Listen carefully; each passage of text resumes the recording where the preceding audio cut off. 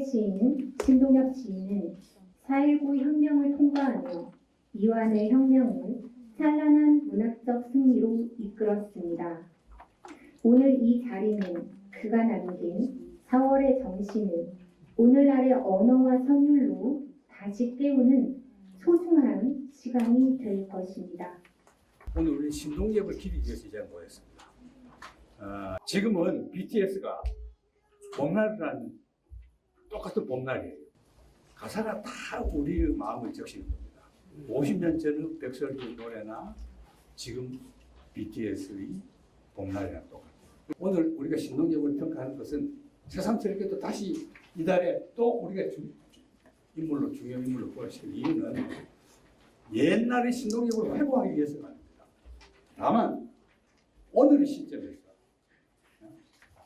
BTS 이 시절에서 우리는 신동엽을 어떻게 해석할 것이며 그 신동엽이 오늘의 한국 문학에 어떤 교훈을 주고 비평가들은 어떤 비평안을 바꿔야 되고 시인들과 소설가들이나 극작가들도 신동엽 같은 이런 위대한 소재를 두고 아직 영화도 하나 안 만들고 이제 여기서 모임 중에서 또 많은 분들이 신동엽 영화 만들기 캠페인을 벌여가지고 내년에는 신동엽 영화를 보도록 합니다. 이래서 우리가 오늘의 신동엽을 재평가해서 우리의 자본이 되고 우리 민족을 만들고 참된 도움이 되고자 합니다. 지루하시더라도 아마 지루하지 않을 거예요. 그래서 참도 아주 특이한 분야 하시고 같이 해서 그러니까 박수 많이 쳐주시고 함께 했던 이 기관은 앞에 사회자께서 말씀해주신 역사박물관 그리고 신동엽 문학관 저희들이 합동으로 모았습니다. 좀 더 길게 제가 소개하고 싶은데 또 기관을 너무 시간이 가서 빨리 하는 게 이해될 것 같아서 발제자들 말씀 잘 들어주시기 바랍니다. 여러분 감사합니다. 오늘 국립한국문학관과 우리 박물관이 처음으로 함께하는 행사입니다. 그런데 사실은 이렇게 많은 분이 오실 줄 정말 우리도 국립한국문학관도 예상하지 못했어요. 우리 박물관은 이틀 전에 국립한국문학관과 업무 협약을 맺고 이제 함께 한국 문학의 가치를 알리는 사업들을 이제 함께 해 나가기로 약속을 했습니다. 그리고 그 약속의 첫 번째 날이 바로 오늘입니다. 4월의 시인 신동엽 시인은 사실 우리 박물관이 위치한 이곳 광화문 일대는 4.19 혁명 때 사실 많은 분들이 피를 흘리고 민주주의를 위해서 생명을 바친 곳이고 사람들은 잘 알지 못해서 저는 화가 나지만 4.19 혁명 기념탑도 서 있습니다.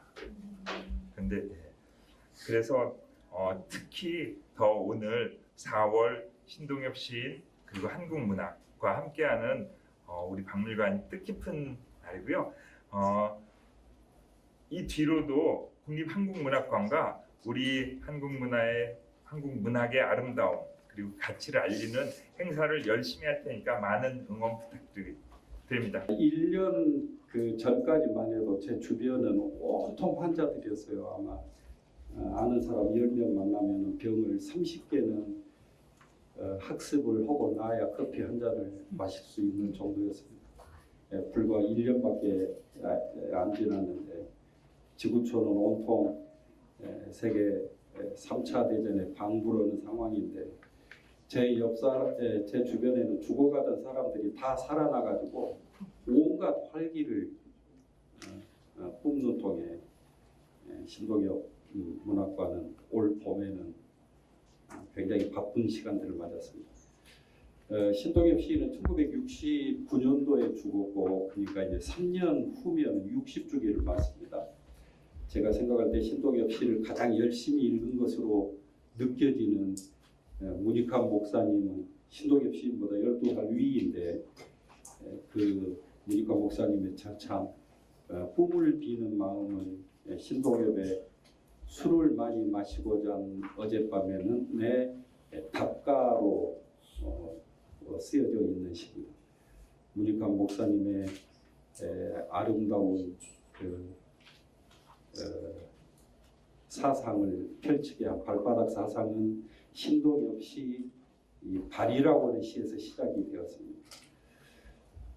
신동엽 시인이 4월의 시인이고 그 뒤를 이어서 5월의 시인이라고 또 신동엽을 열심히 공부했던 김남주 시인도 30주기 행사를 지난 지가 2년이 지났습니다. 이제 그만하면은 신동엽 시인은 좀 이제 뒤로 젖히고 조금 이렇게 잊을만한데 제가 생각할 때 세상은 전혀 그럴 생각이 없는 것 같습니다. 신동엽 문학관은 그래서 언제나 신동엽은 추모되는 과거가 아니라 살아 격도라는 현재이다. 이제 그렇게 설명을 합니다.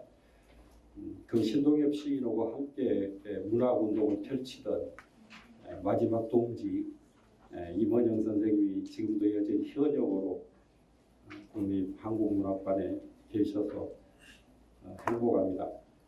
이 자리를 준비해 주신 분들 그리고 멀리 찾아오신 분들에게 큰절 올리고 싶습니다. 감사합니다. 오늘 이제 세상에 온 줄 알고 괘씸하여 내 세상을 잃었다니 부디 나를 좀 받아주시오. 저놈의 말을 믿지 마시오. 저는 악랄한 시주의 말로 농민들을 제멋대로 잡아 죽이고 안악들을 겁탈하고 제멋대로 잡아 죽인 놈이오. 어떻게 하면 내가 이러주겠어. 이런 아님 그게 맡기시게. 우리가 이것은 것이 개인적 원한을 박자고 이래서 한 게 아니지 않은가? 너무 신문하여 다른 분의 동태를 알아내시오. 길을 가시오. 길을 오세요. 오세요. 오세요. 오세요.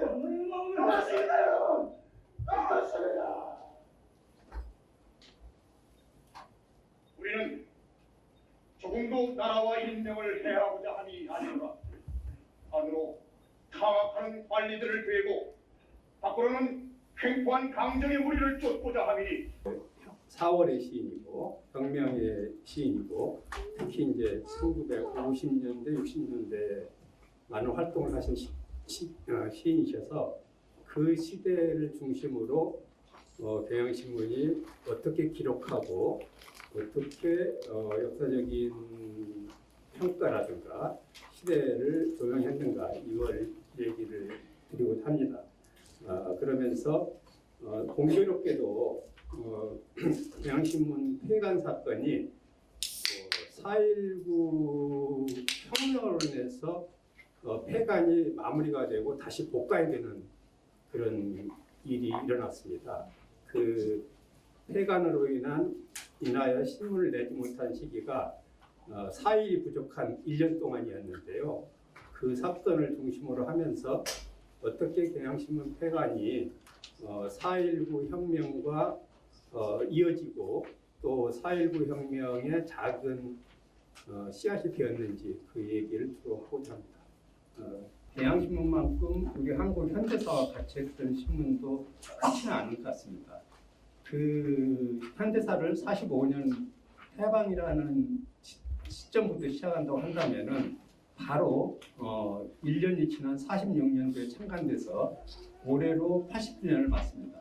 그래서 그 지금의 현대사가 바로 경향신문의 역사이기도 합니다. 다들 아시겠지만은 일제시대에 조선과 동아라는 이제 오래된 신문이 있다가 40년대 들어와 가지고 정관을 정하고 남아있는 신문은 조선 총독부 기관지인 매일신문, 신보 그리고 역시 기관지인 경성일보, 일본어로 나온 신문입니다. 그리고 그 조선 상공신문 이 정도가 45년까지 발행됐던 신문입니다. 그런데 해방이 되자마자 신문들이 우후죽순적으로 나오게 됩니다. 그러면서 가장 그 시대의 신문의 성격을 규정지은 것들은 조선공산당 기관지인 해방일보라든가 그 다음에 여운형계인 조선인민보 또 자유신문, 대동신문 이런 식으로 좌익 신문들이 굉장히 많았습니다. 그런데 미군정이 들어오고 나면서 이 이들 신문들에 대한 일종의 족쇄를 채우게 되는데 그게 이군정 법령 88호라는 겁니다. 그러면서 46년도에 조선 정판사 사건이 일어나면서 좌익계 중에 가장 큰 신문인 해방일보가 등록이 취소되고 정판사와 그 해방일보 건물, 지금 프라자 호텔 뒤쪽, 지금은 이제 그 건물이 사라졌지만은 그 건물이 이제 정부가 이제 이 소유로 들어가게 되는데, 그 건물을 불화하는 과정에서 천주교에서 그 건물을 불화하게 됩니다. 그래서 천주교가 다른 조선이나 동아도 갖고 있지 못했던 윤정기를 소유하게 되고, 그 윤정기와 해방일보 건물을 토대로, 그리고 또 천주교는 1906년도에 주간 경향신문이라는 주간지를 1910년까지 발행한 또 경험이 있습니다. 그런 신문 발행의 경험과 더해져서 불과 5개월 만에 새로운 신문을 창간하게 되는데, 그게 바로 경향신문입니다. 그래서 경향신문이 1910년 10월 6일에 창간하게 되는데, 이때 이제 서울의 일간 종합지라고 하면은 해방으로서 1945년 후반기에 복간된 조선일보와 동아일보, 그리고 매일신보에서 이름을 바꾼 서울신문, 그리고 바로 이어서 창간된 경향신문 정도, 이 정도가 1946년도에 가장 큰 신문들이라고 보시면 될 것 같습니다. 잠깐 경향이란 말에 대해서 조금 설명을 드리고자 하는데요. 경향은 사실은 조선 시대의 문헌에는 잘 나오지 않는 단어입니다.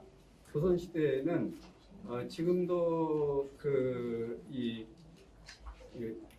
이제 경향이란 말은 이제 자주 쓰이고 있지만은, 원래 경향이라는 말은 로마의 라틴어에서 나온 건데, 우르베트 오르비라고 하는, 지금도 이 용어를 쓰고 있습니다. 교황청에서 교황이 전 세계 신자들에게 처음에 어떤 메시지를 보낼 때 앞에 상투어로 쓰는 말이 우르베트 오르비라고 합니다. 그게 바로 우르비, 로마시, 그러니까 도시를 포함한 전 세계의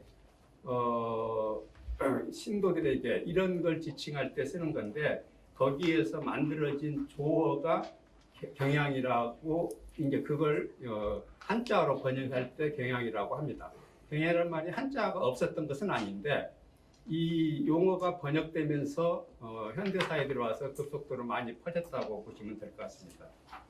경향신문은 창간을 천주교에서 아까 이제 주도적으로 창간을 했다고 하는데, 당시에 서울, 그 당시는 이제 지금은 대교구지만 그 당시는 서울 교구였는데, 교구장이신 노기남 주교, 그리고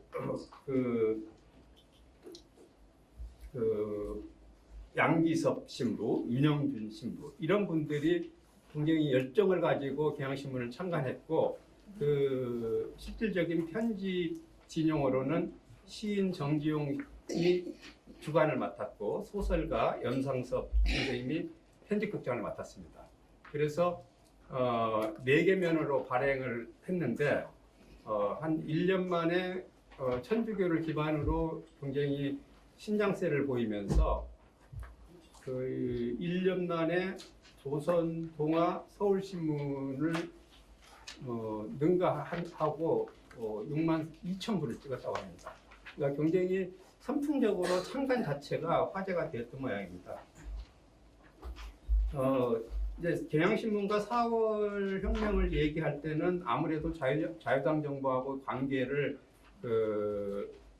무시할 수가 없는데요.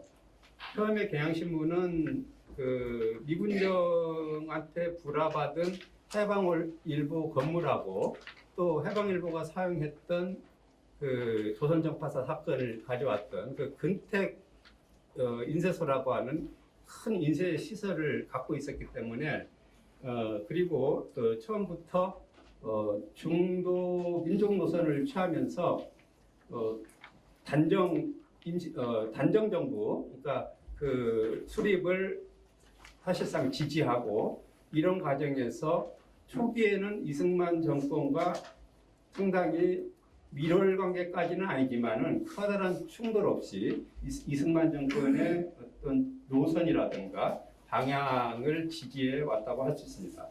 그런데 한국전쟁 중에, 그러니까 부산으로 피난 갔던 그 정부에서 정부 시절 이승만 정부가 이제 4년 임기가 끝나는데, 대통령 임기가 끝나면서 이 대통령 그 직선제 개헌을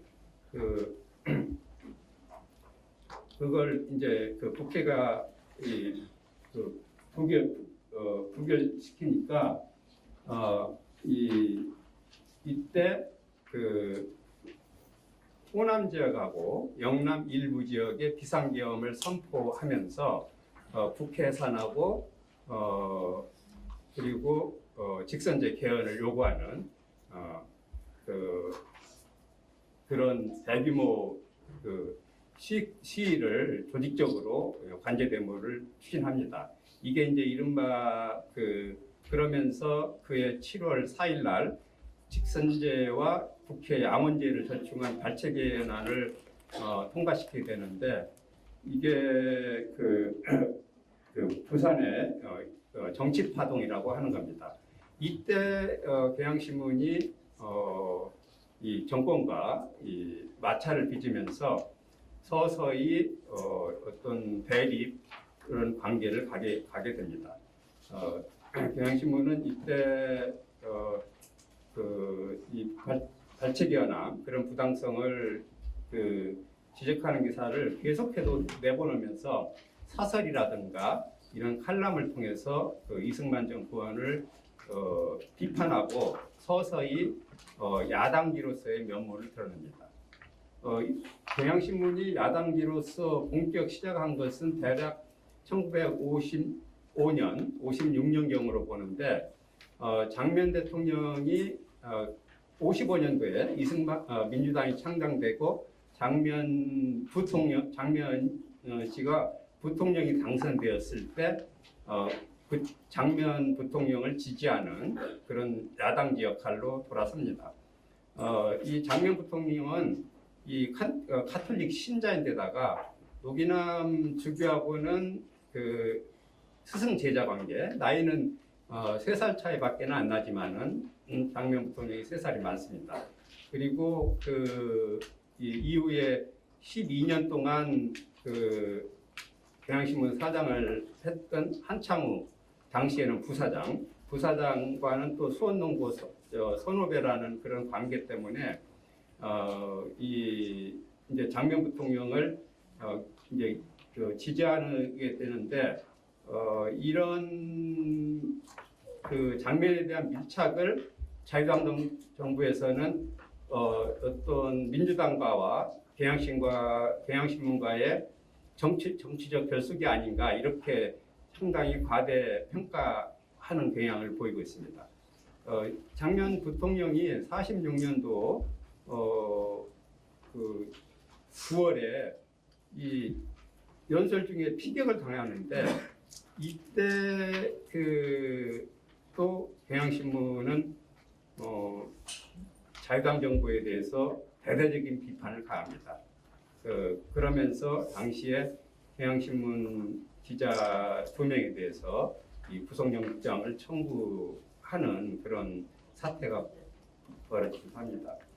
가장 이제 결정적으로 더 각을 세우게 된 것은 58년도 12월 24일 일어난 이사보안법 파동이라고 하는 건데, 이건 이제 보안법 개정을 통해서 언론 자유 그리고 표현의 자유를 크게 위축시키려고 하는 그런 자유당 정권의 시도에 대해서 경향신문뿐만 아니라 야당 그리고 전 언론들이 들고 일어났던 그런 사건입니다. 이때도 역시 그 기자와 편집국장들이 그 정권의 순환을 당했습니다. 이제 그 이후에 59년도가 되면서 어떤 일이 일어나게 되냐면은 이승만 대통령이 그 당시에 이제 3선을 마치는 시기인데 다음에 그러니까 60년 3월에 다시 4선에 도전하겠다고 기자회견을 통해서 출마선을 합니다. 그때 이승만 대통령의 나이는 만으로 84세였습니다. 어떤 고령이라는 이유만이 아니고 사실은 이승만 대통령이 점점 그 독재에 대한 그런 야심을 더 키워나가면서 이 공보실장의 이 전성천 씨라든가 그리고 그 당시 기과진 서울신문 사장의 손도심이라는 분을 이제 임명하면서 일종의 친위대를 형성해 가는데 이때 경향신문이 사설을 하나를 내게 됩니다. 그 사설 제목은 정부와 여당의 지리멸렬상이라는 건데 스코필드 박사라고 그 제암리 사건을 그 해외 취재해서 보도했던 선교사이자 그 위생학자였던 이분이 58년도에 서울로 다시 와서 서울대에서 수의대에서 수의 병리학을 강의를 하면서 이승만 대통령의 그런 독선적인 태도에 대해서 비판적인 글을 계속 실으니 이때 그 이기붕 그 국회의장이 이 스코필드 박사를 떠나라 이런 식의 얘기를 했다는 내용의 칼럼이었는데 이게 굉장히 큰 파문을 일으켰습니다. 사실은 지금도 그게 그 출국을 종용했느냐 안 했느냐 이 부분에 대해서는 죄송합니다. 한 3분 예. 그래서 이제 그 스코필드 박사의 그 사설 부분이 크게 파문을 일으키면서 또 한 번 이제 충돌하게 되고 그 이후에 2월 4일자 한 달 있다가 여적 사태가 터집니다. 언론사에서는 이를 여적 필화 사건이라고 하는데 여적 사태라고 하는 것은 지금도 경향신문의 가장 오래된 칼럼이 여적인데요. 거기에 이 미국의 정치학자 이 허맨스 교수의 그 정치 논문에 대한 그 일종의 그 비평적인 글을 실었습니다. 자료에 그 전문을 인용을 했는데요. 한번 읽어보시기 바라고요. 이 내용의 요지는 허맨스 교수의 지론은 다수의 폭정은 없다. 다수는 민주주의이기 때문에 폭정이 아니다. 이런 식의 내용이었는데 이 여적에서는 이 자유당이 이제 선거를 앞두고 있는 자유당이 이런 글을 아전인수격으로 해석해서는 안 된다. 아무리 다수당이라도 폭정을 자행하게 되면은 국민이 선거로서 소수자로 전락시킬 것이다. 그런데 주민이 성숙하지 못할 때는 이 가장의 다수, 그러니까는 가짜 다수가 폭정을 일으킬 수 있다 하면서 이 다수의 거짓된 그런 것을 경고하면서 이 선거 부정에 대한 일종의 그 애언 같은 그런 글을 썼습니다.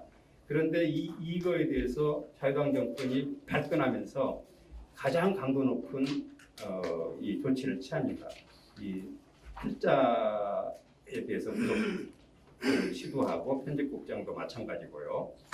이게 또 대대적으로 압수수색하면서 간판도 다 내리라고 하고 이 폐간 조치까지 하게 되는데 이 이후에 그 1년 동안 이 복관을 위한 경향신문의 투쟁이 이어집니다.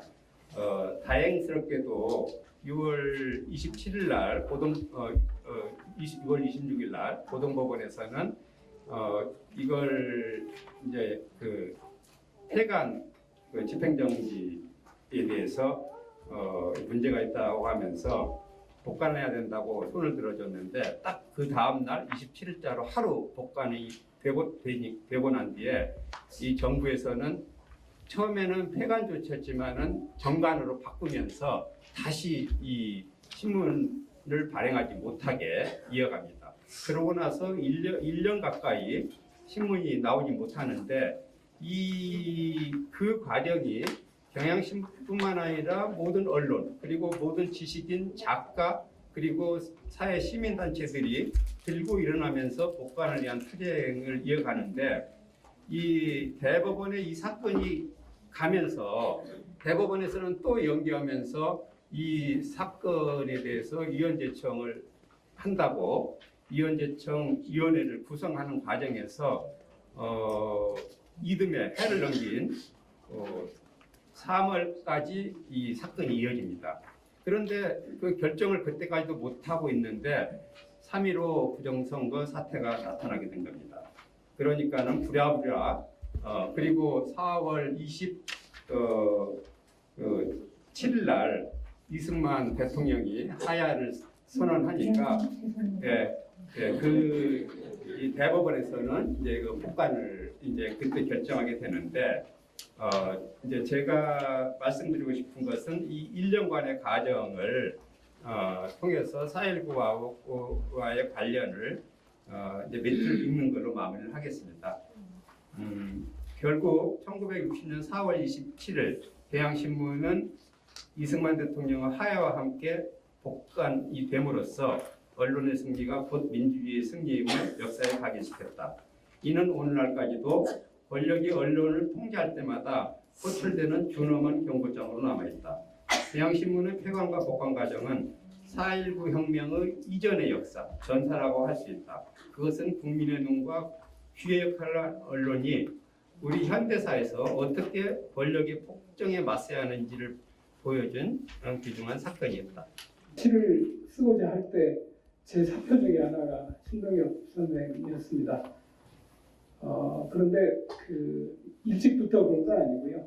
신동엽 시집이 그때 판금이었기 때문에 제가 그때는 알지 못하고 이제 좀 학교에 들어가서 선배로부터 강영철 그 선생이 제 선배인데 그분이 신동엽 1호 박사거든요. 영구로서. 근데 그 형한테서 신동엽의 얘기를 듣고 지금 이 자리까지 와 있습니다. 이분은 노는 자리거든요. 제가 이렇게 얘기할 때 너무 진지하게 저를 보고 계시면 제가 진행을 하기가 어렵습니다. 그러니까 일단 눈을 푸시고 귀는 열어두시고 그리고 기지개도 켜면서 이 자리가 가장 편한 자리다. 심지어는 반쯤 누우셔도 괜찮습니다.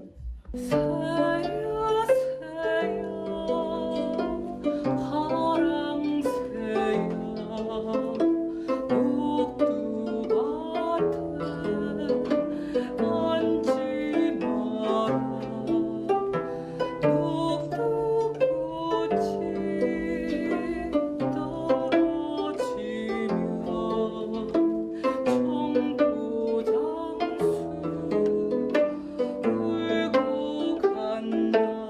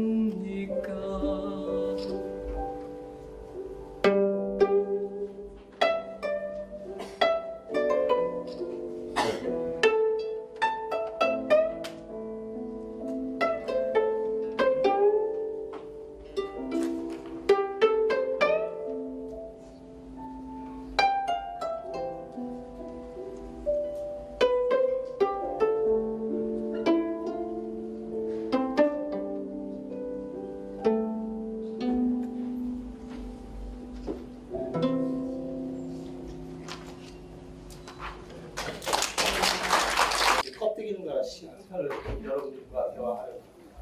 알렌 바디우라는 사람이 있어요. 근데 이 사람은요 사건을 얘기하고 있죠. 그러니까 우리가 그냥 범죄 사건이 아니라 우리 개인적으로 삶이 완전히 변화되는 새로운 가능성이 열리고 역사에서도 새로운 가능성이 열리는 그걸 사건이라고 그래요. 그거를 그냥 사건이라고 안 하고 알렌 바디우는 진리 사건이라고 그래요. 진리 사건이라고 그러는데 그 진리 사건에 이거는 정말 변화되어야 된다. 몸을 투여하는 사람을 피델러티, 충실성이라고 그래요. 그 사건을 위해서 자기를 헌신하죠. 신동엽은요 그 사건을 세 개로 잡아요. 하나는 동학과 3.1운동과 그 다음에 4.19입니다. 이게 이어져 있는 제가 그림을 그렸는데요. AI로. 이게 안 이어져 있는 것 같지만 다 이렇게 보이지 않게끔 그 정신이 이어지는 거죠. 우리 속에는요 다시는 공권제도가 되면 안 된다는 동학 정신이 있고 우리는 다시는 식민지가 되면 안 된다는 3.1운동의 정신이 우리 속에 있어요.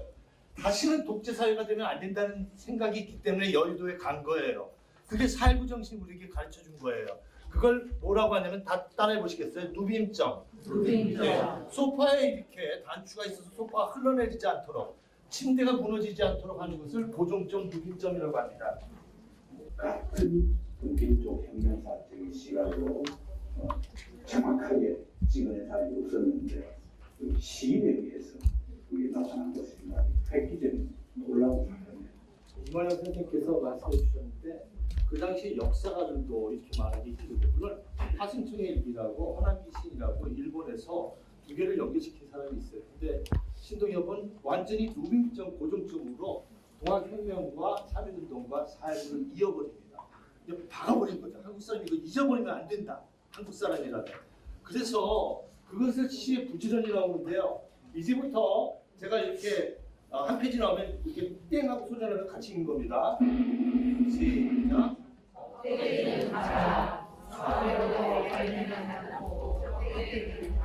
껍데기는 가라는 시는요 67년을 알고 있는데 사실은 64년에 발표된 시예요. 근데 이거를 전집에다가 이 계좌치를 넣을 필요는 없어요. 전집에는 전복만 넣기 때문에 캐논을 넣기 때문에 이것까지 다 소개할 필요는 없어요. 근데 여기 붙어 있었고 메모도 발견이 됩니다.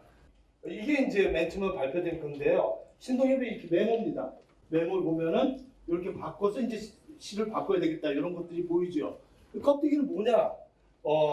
이거를 저는요 제가 신동엽 문학관 내부를 제가 세팅을 했어요. 건물은 승여상 시인이 하고 외부 정원 정리는 이목상 화백이 했습니다. 그 내부를 세팅을 제가 쭉 하는데 이게 워낙 중요하기 때문에 이걸 제가 옮겼던 기억이 나요. 한 박스에 이렇게 들어있어가지고 임금센터에서 사무실 그 댁에서 종해 이사시센터 직원하고 완전 이건 중요한 거니까 1호제 그 승여상 건축가에게도 들어오자마자 입구에 이 액자를 넣어주십시오 그랬어요. 그래서 여러분들 보시면 이 액자가 있습니다. 근데 이 액자가 중요한 것은 죄송합니다. 불이 안 꺼진대요 앞에. 잘 안 보이죠?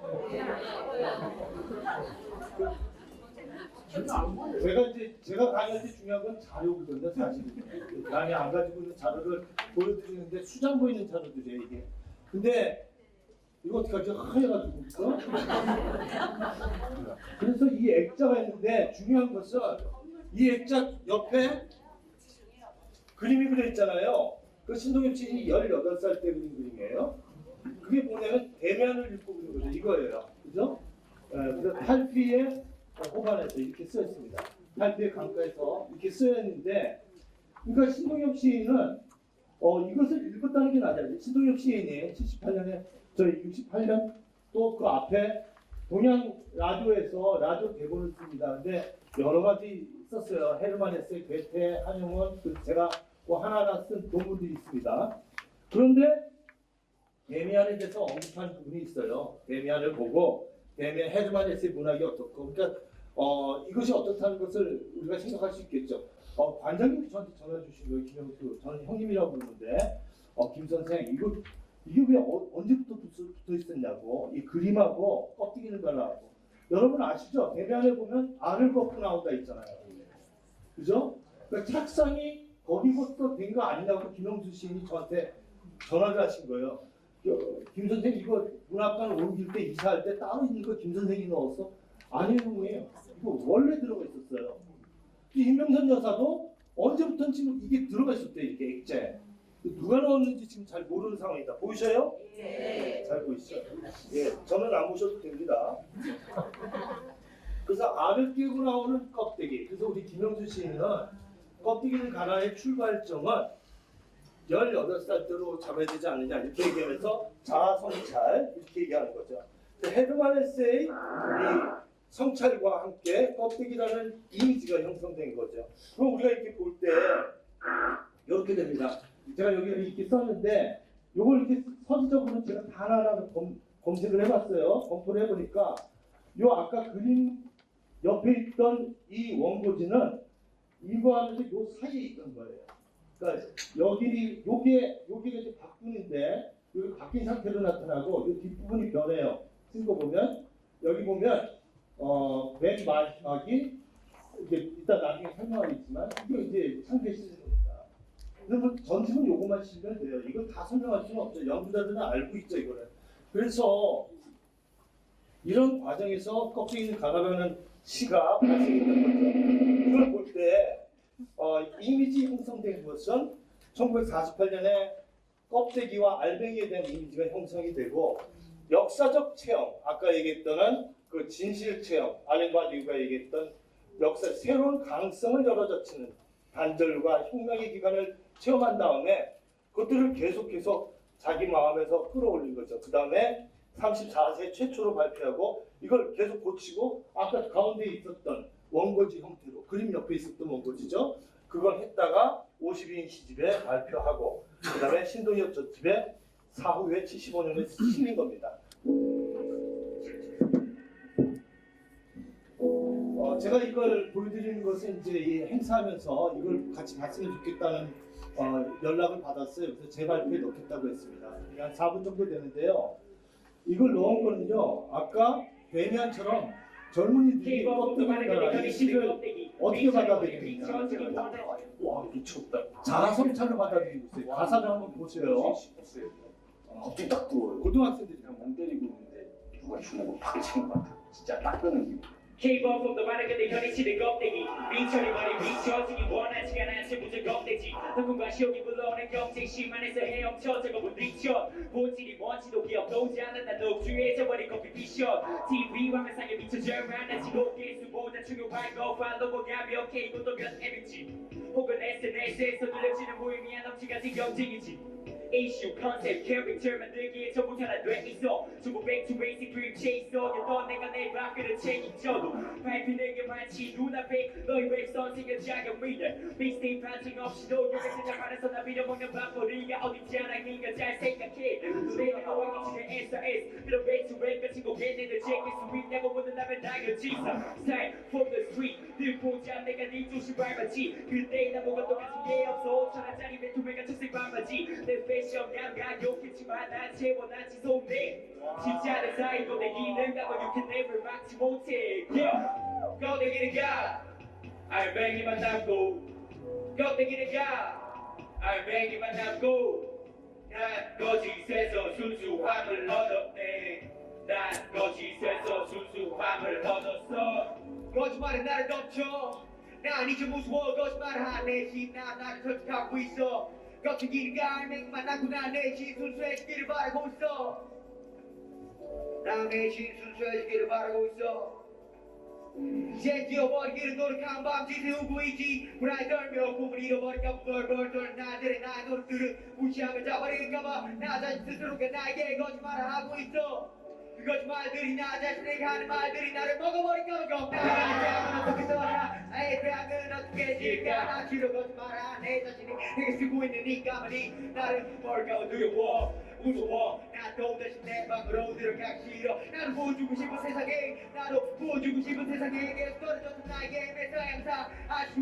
있다고 바라며 한 발씩 세상이랑 싸웠지 껍데기를 가 알맹이만 남고 껍데기를 가 알맹이만 남고 난 거짓에서 순수함을 얻었네 난 거짓에서 순수함을 얻었어 껍데기는 가 알맹이만 남고 껍데기는 가 알맹이만 남고 난 거짓에서 순수함을 얻었네.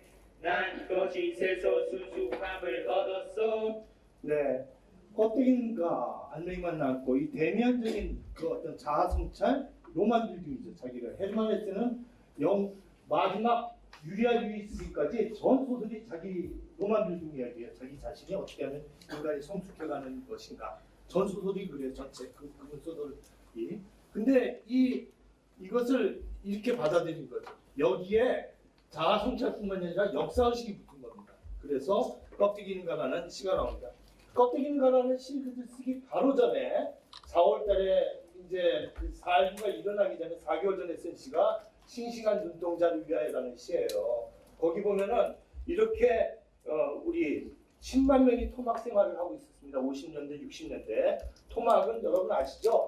성벽이나 이렇게 벽에다가 구멍을 파가지고 그냥 이렇게 나중에 루핑이라는 게 있어서 위에 지붕을 씌우는데요. 이 시각에서 이제 싱싱한 눈동자를 위하여라는 시를 써요. 그러면서 이 싱싱한 눈동자들이 시대를 변화시켜야 된다는 의미로 시를 쓰죠. 그 다음에 4.19가 일어난 거예요. 그러니까 4.19를 통해서 변화된 것이 아니라 이미 신동엽의 마음속에는 충실한 역사에 충실한 인간의 이미지를 늘 갖고 있었던 거죠. 실제로 싱싱한 눈동자를 갖고 있었어요. 저는 신동엽 시인을 보지는 못했지만 임병선 여사의 증언을 여러 번 들었어요. 처음 만났는데 눈이 얼마나 큰지 빨려 들어가는 줄 알았어요. 이 말을 제가 한두 번 들은 게 아니에요. 너무 눈이 커가지고. 예. 자, 같이 읽겠습니다. 시작. 껍데기는 가라 동학년 봄날에 그 아우성만 살고 껍데기는 가라. 이거 자세히 봐야 됩니다. 이거 아주 중요한 건데 그냥 넘어가요. 연구자들이.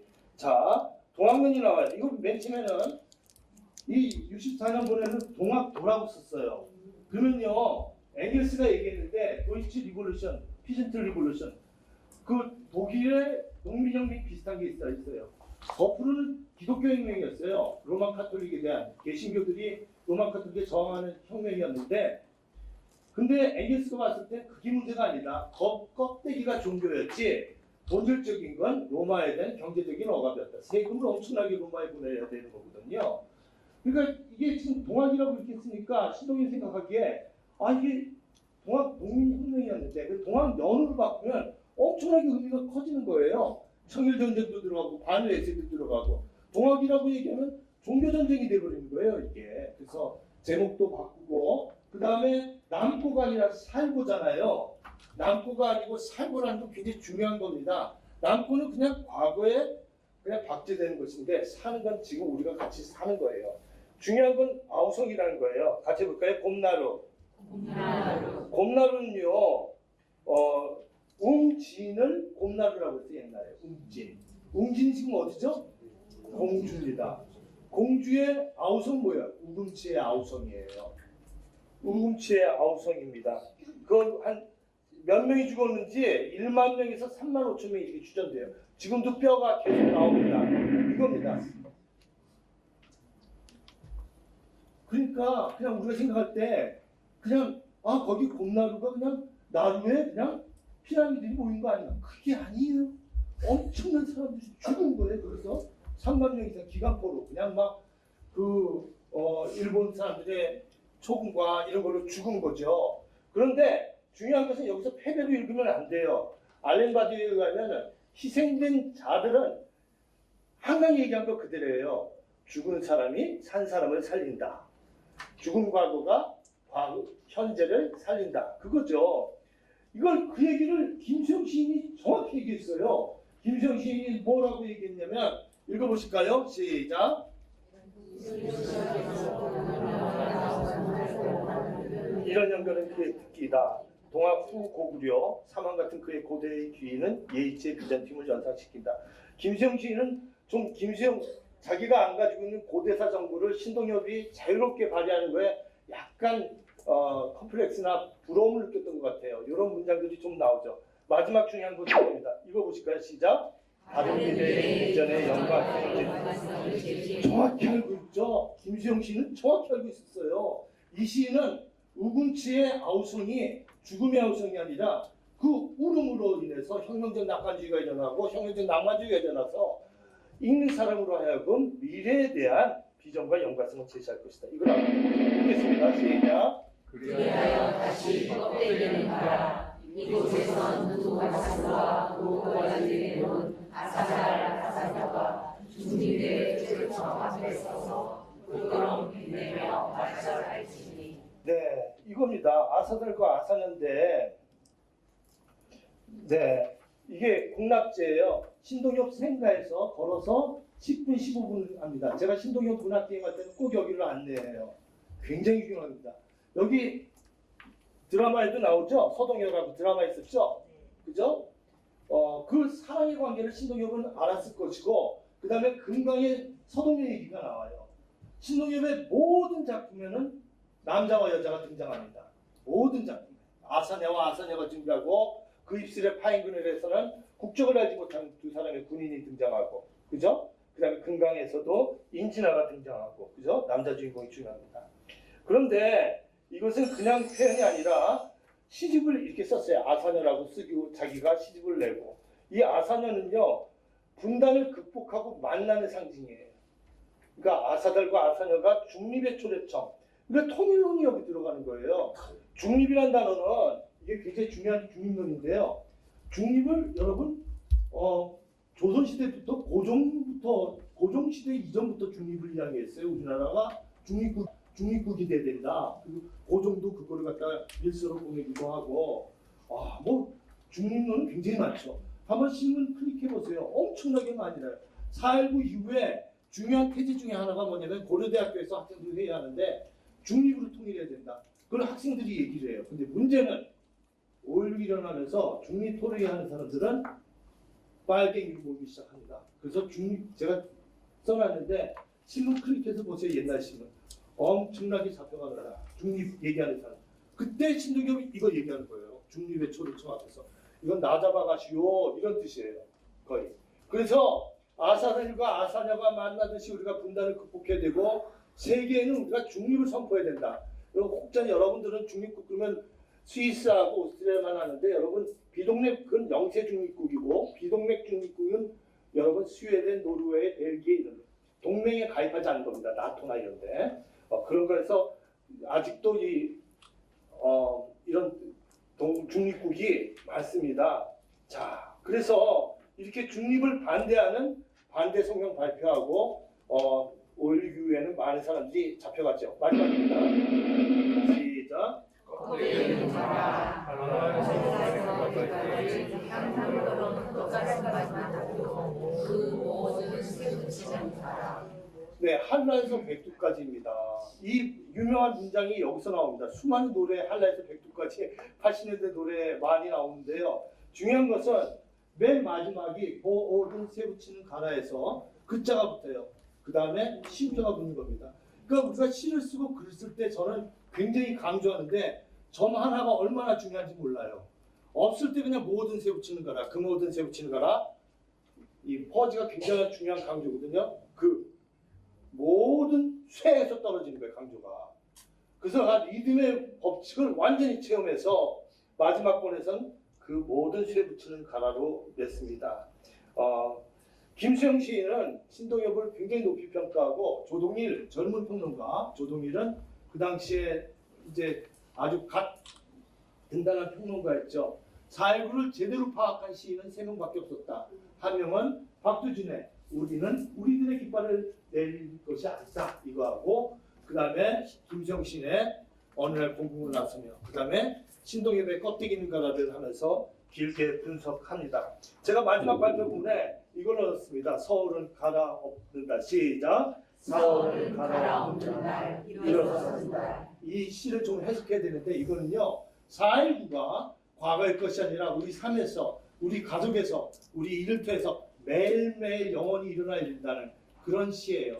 그 시를 설명할 수 없으니까 자료집에 있으면 잘 읽어보시기 바랍니다. 감사합니다. 신동엽과 4.19 그리고 신동엽의 역사의식을 주제로 좀 짧은 발표를 노력하겠습니다. 짧게 끝낼 수 있도록. 자, 4월에 오면 우리는 한 시인을 떠올린다. 이렇게 발표를 시작을 했는데요. 껍데기는 가라. 4월도 알맹이만 남고 껍데기는 가라라고 방금 그리고 우리가 영원히 일어서는 4월이라고 방금 김우길 교수님 발표에서도 같이 읽어봤죠. 신동엽은 이제 한국 현대 시사에서 이 4.19 혁명의 역사적인 격동 속에 있는 그 정신 그리고 민중의 언어를 시대를 증언하는 어떤 목소리로 표현했던 시인인데요. 신동엽 자신의 목소리로 말씀을 드려보면 민중 속에서 민중의 정열과 지성을 직접 구제할 수 있는 민족의 예언자 백성의 시인을 지향했다라고 볼 수 있습니다. 신동엽이 동학에 대한 시를 이제 쓰면서 식민지 초기 그러니까 구한말을 가지고 왔던 거는 아마도 신동엽은 1960년대의 그 현실을 구한말하고 비슷하게 인식을 했던 것 같아요. 아직 식민지적인 약간 포스트 식민지적인 상황이 남아 있었고 또 식민지의 잔재도 실제로 청산되지 못했고 또 전후에 많은 문제들이 계속되고 있었던 어떤 상황을 또 그런 구한말과 좀 비슷하게 보았던 것 같고요. 그리고 시대의 위기를 돌파하기 위해서 민족적 정체성 그리고 어떤 민중적인 영능을 좀 회복해야겠다라는 그런 치열한 모색이었다고 할 수가 있을 것 같습니다. 신동엽이 본격적으로 이제 시적 활동을 시작한 것은 1959년 등단하면서부터인데요. 6.25 전쟁이 남긴 보통 폐허에서 전후 의식이라는 것은 보통 죽음 의식이나 어떤 비극으로 말미암은 그런 허무 이런 것으로 보통 이야기가 되곤 하지만 사실 1950년대의 신춘문예 시대를 제가 좀 연구를 해본 적이 있거든요. 그런데 놀랍게도 매우 거기에 나와 있는 시어들은 상당히 어떤 새로움에 대한 열망으로 가득 차 있습니다. 시작이라든지 새로움, 봄, 새벽 이런 말들로 가득 차 있고 뭔가 살아나다, 일어나다, 자라다 이런 동사들로 가득 차 있습니다. 그래서 사실 폐허이긴 했지만 어쩌면 우리가 이제 정말로 뭔가 새로움을 획득할 수 있을지도 모른다라는 그런 사람들도 열망이 가득하던 때이기도 했는데요. 그래서 신동엽은 이제 이 6.25 전쟁이 남긴 이 폐허의 감각을 내면화하면서도 그것을 오히려 허무나 죽음 의식으로 간 것이 아니라 재생과 어떤 갱신의 정신 속에서 이런 에너지, 민중의 에너지로 이 새로운 어떤 포스트 시대를 열어가겠다는 그런 정신을 좀 보여주고 있는데요. 1953년에 사실 정전 체결이 된 이후에도 독재 정권이 계속되었고 이 시기에 이제 신동엽은 아마도 1950년대의 현실을 좀 그 미완의 어떤 현실로 보고 있었던 거, 미완의 전후, 그러니까 실제 전후라고 볼 수는 없는 상황이지 않았습니까? 뭔가가 완전하게 종결되지 않은 휴전 상태였기 때문에 뭔가가 완전히 끝나지 않은 상태에서 전면적인 새로움을 모색하기란 어려운 일이겠죠. 근데 거기에서 일어나는 어떤 불완전함을 신동엽은 셀프로 보고 있었던 것 같습니다. 휴전 이후에 이제 한국에서 가장 기묘했던 문제는 많은 것들이 새롭게 재규정되고 재편성되고 재건되어야 하는 문제였는데요. 인적 구성원의 변화도 컸고 민족의 정의 자체를 사실은 재구성해야 되는 상황이었습니다. 남한 문인들도 있었고 납북된 사람들, 월북 문인들 문단도 완전히 재편성이 되고 있었고요. 또 부정부패나 사회적 부조리가 매우 심각했고 그러면서 1950년대에는 경제적 패탄, 또 불안, 그래서 많은 사람들이 트라우마에 시달리고 있었고 가치관 혼란을 겪고 있었고 기존 방식이 더 이상 유효하지 않았단 말이죠. 그래서 전후적 감각이다라고 말할 때는 뭔가 오히려 전면적인 재편성을 요구하는 어떤 그런 부분이 있었습니다. 근데 이게 중요한 거는 어떤 포스트 시대로 나아가게 하고 싶은 당대의 공통적인 욕망을 담고 있었다는 것인데요. 그럼 다음 세대까지 가게 하는 과연 동력은 뭐란 말인가라는 것이 당시 사람들에게 궁금한 부분이었고 그래서 당시의 사람들에게 이제 추구되었던 것, 전후 지식인들의 관심을 끌었던 것을 보시면 실존주의라든지 모더니즘이라든지 이런 것도 사실 새로움을 좀 원하는 것이고 또 실존주의 자체가 진정한 나의 어떤 새로운 탄생에 대한 갈망을 사실 품고 있는 거기도 하거든요. 주체성을 찾기 위한 거니까요. 그래서 실존주의나 모더니즘 같은 것도 이런 새로움을 원하는 열망을 담고 있는 거라고 할 수 있는데 신동엽 같은 경우에는 이런 질문에 서구적인 사유로 답하지 않았습니다. 그리고 이 붕괴된 가치의 자리를 채울 새로운 언어를 이 땅의 민중이 오랫동안 품어왔던 이 혁명적인 열망이 응집되어 있는 동학이라는 데서 찾았죠. 네, 그래서 이 신동엽에게 전후의 재건이란 서구적 모더니티의 수입이 아니라 민중의 그 주체성, 우리 오랜 역사 속에 이미 있었던 그 주체성을 회복하는 일이었던 것 같습니다. 그러니까 진정한 새로운 민중이 주체가 되는 세계의 재건을 위해서, 그런데 아직 그것은 실제로 오지 않았기 때문에 이 전후의 어떤 미완의 현실 속에서, 그래서 1950년대는 신동엽에게는 혁명을 기다리던 시간이 아니었을까라고 생각이 들고, 그런 인식이 그의 등단작에 잘 보입니다. 1959년에 그의 등단작이 이야기하는 쟁기꾼의 돼지인데요. 제 발표문의 30쪽 중간쯤 보시면 거기에 이미 선명하게 드러나고 있습니다. 보면 보다 큰 집단은 보다 큰 체계를 건축하고 보다 큰 체계는 보다 큰 악을 방조한다. 자, 조직과 형식이 민중의 삶을 어떻게 포획하는지, 그리고 창작된 권위가 어떻게 세계를 침식하는지, 자, 이런 구조 자체에 대해서 벌써 등단작에서 문제를 삼고 있다는 거죠. 그리고 국경이며 탑이며 1만 년 울타리며 가래로 쭉 밀어서 바다로 넣어버려라 라고 말하지 않습니까? 국가 권력 그리고 제도적인 경계 같은 걸로 상징되는 기존의 세계관을 전면적으로 폐기하고 뭔가 전면적인 새로움을 맞이해야 한다는 약간 또 아나키즘적인 지향이기도 하고, 이런 것들을 드러내고 있는 거죠. 그래서 이승만 정권의 부정부패가 이제 그 당시에 극에 달하고 3.15 부정선거가 임박하고 할 때 이미 신동엽은 이런 기존 체계의 전면적인 해체를 요청하고 있었던 것으로 보입니다. 그리고 1960년 드디어 4.19 혁명과 조우하게 되죠. 그래서 이 신동엽 시인은 거리로 나선 민중이 이 가리워진 안개를 걷어내는 순간, 신동엽 시인의 시를 빌어 말하자면 이 가리워진 안개를 걷어내는 순간에 그것이 마치 자신의 등단작에서 미리 예비해 두었던 이 혁명의 실현으로 받아들이지 않았을까 하는 생각도 들고요. 이야기하는 쟁기꾼의 대지에서 보면 원훈에 당신이 서 있을 대지를 쪼개고 솟아나올 희생대 암층 깊숙이 우리의 대서사시를 새겨넣겠다라는 다짐을 보여주는데요. 이게 4.19라는 역사적 사건으로 비로소 대지를 얻게 되었다고 볼 수가 있습니다. 그래서 이것을 새로운 시대의 노래가 아니라 오히려 오래된 열망의 귀환으로 받아들였어요. 왜냐하면 동학하고 동학의 정신으로 말미암아 일어난 4월 혁명이라고 하죠. 우리 3월 1일에 있었던 그 3일, 그리고 바로 이것이 4.19로 이어진다라고 이 역사적 연속성을 생각을 했던 건데요. 그래서 동학 이래의 민중이 오랫동안 품어왔었던 이 변혁의 욕망, 이것이 드디어 역사의 표면에 나온 것으로 인식을 한 것이고, 이렇게 민중혁명의 역사적 계보, 동학농민운동, 3.1운동, 4.19로 이어지는 계보를 시 속에서 구성한 것이 이제 신동엽 시인의 업적이라고 할 수 있는데, 그래서 조선 말기나 또 3.1운동에 있었던 식민지 초기의 상황을 1960년대의 현실하고 의식적으로 중첩시키면서 민중의 역량이 역사적 국면마다 이렇게 터져나왔던 것을 우리에게 환기시키면서 문학적으로 또 증명하고자 하셨던 거죠. 그래서 4.19 혁명은 신동엽의 시세계를 중심으로 이루는 되게 역사적 사건이라고 생각을 하고, 오늘도 우리가 신동엽은 4.19의 시인이다, 4월의 시인이다라고 지금 이렇게 부르고자 하는 이유가 또 그 정신 때문이기도 합니다. 신동엽의 역사의식을 이해하는 데 핵심적인 것은 이 동학에 대한 그의 깊은 관심인데요.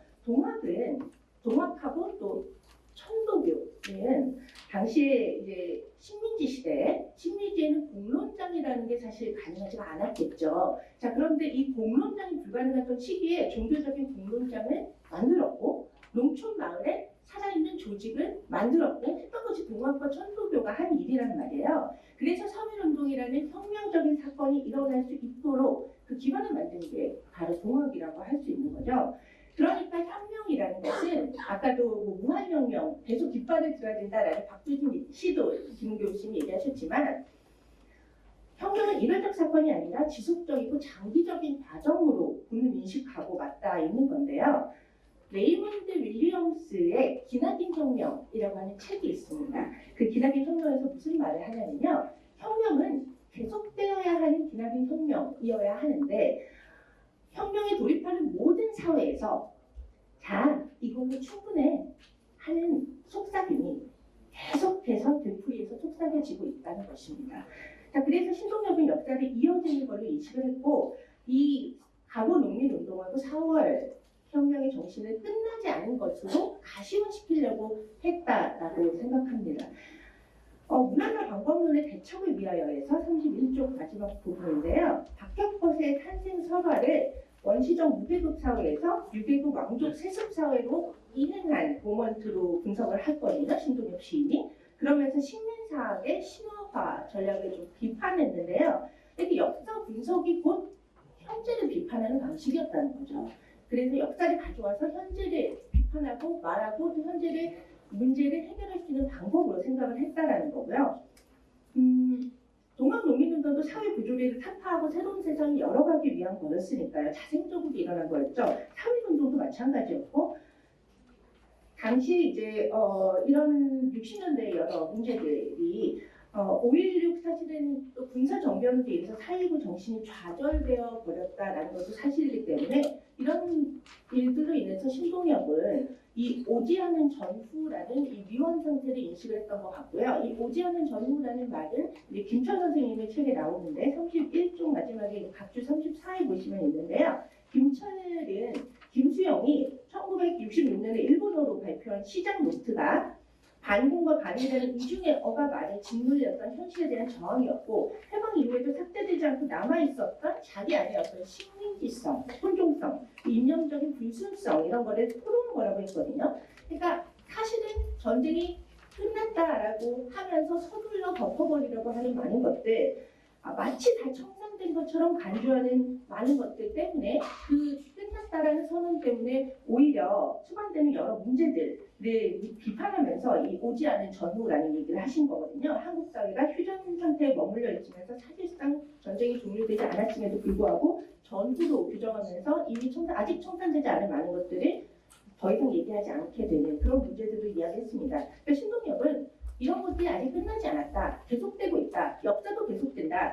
동학농민운동에서 3.1운동으로 그리고 4.19로 간 것처럼 혁명은 계속되는 것이어야 하고 그리고 그것이 끝났다라고 서둘러 선언하는 것을 그 선언하는 것을 경계하고자 했다라고 생각을 합니다. 특히 1965년에 그리고 또 1960년대에 이런 일이 있었습니다. 한일협정이 있었거든요. 한일협정이 있었던 당시에 이제 지식인들은 굉장히 반외세 의식이 되게 강했습니다. 그때 또 사실은 구한말의 상황하고 조금 겹쳐지는 부분이 있었죠. 민주주의 의식이나 반외세 의식 같은 것이 구한말의 공합하고도 겹쳐지는 부분이 있었고 당시 사실 해방도 휴전도 다 외부에 의해서 이루어졌고 냉전 시대 외세에 의해서 세계 질서가 재편됐고 자 그러면서 어떤 의미에서 신식민지적인 상황에 놓여 있었기 때문에 어느 정도 다시 겹쳐지는 점이 있었다고 생각할 수 있고 또 1965년에 있었던 한일협정을 생각해보면 신동엽이 1965년에 한일협정 비준 반대 문인 서명운동에 참여를 했었거든요. 근거는 1967년에 쓰였습니다. 그리고 많은 작품들이 한일협정에 있었던 65년의 전후에서 쓰여졌어요. 그리고 또 65년에는 베트남 파병이 이루어지기도 했죠. 그래서 해방과 한국 전쟁을 거치고 한반도를 둘러싼 이 외세의 권력장이 강력한 영향력을 발휘하고 있었던 때에 한국의 상황에서 동아시아의 국제 정치 문제가 그에게 우리 안에 있는 식민성에 대한 또 고민을 불러왔던 것 같고요. 그래서 이런 조금 넘어가서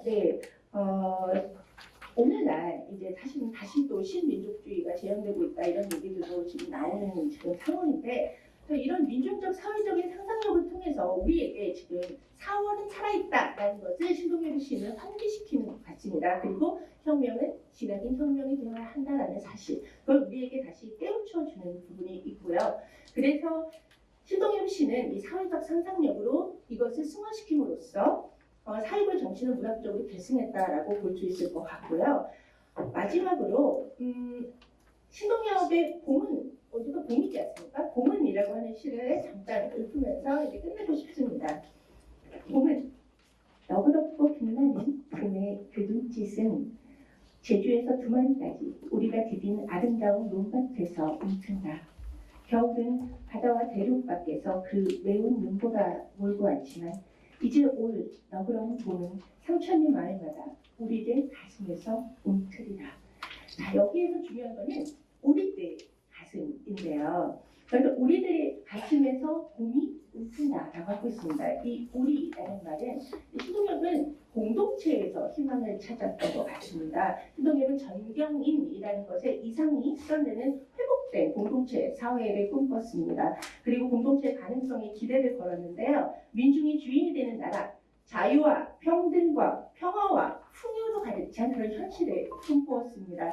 그걸 위해서 냉전 이데올로기와 개발 시대의 억압적 현실을 넘어서 이룰 수 있는 민중 연대를 상상했던 것이라고 생각합니다. 그는 어떻게 말했냐면 7월의 문단이라는 글에서요. 시는 자기의 내찰 그리고 이웃의 연민 그리고 공동 언어를 쓰고 있는 조국의 대승적인 관심 더 나아가서 태양의 아들로서의 인류의 연민 이런 것들을 실감할 봄이 없이 시인의 나무는 자라지 않는다. 자, 이런 것들이 바로 시인의 나무를 자라게 하는 힘이라는 것입니다. 그리고 봄의 시간과 같이 새로운 세상이 열리는 날이 이런 죽임의 세상을 살림의 세상으로 바꾸는 봄의 시간이 오리라는 그런 믿음을 가지고 있었습니다. 그래서 좋은 언어라는 시에 때는 와요라는 문장이 있는데요. 아직 신동엽이 기다리던 그때는 우리에게 완전히 도래하지 않았기 때문에 여전히 그의 시는 현재적 시점에서도 유효한 성취를 제공하고 있는 것 같습니다. 감사합니다.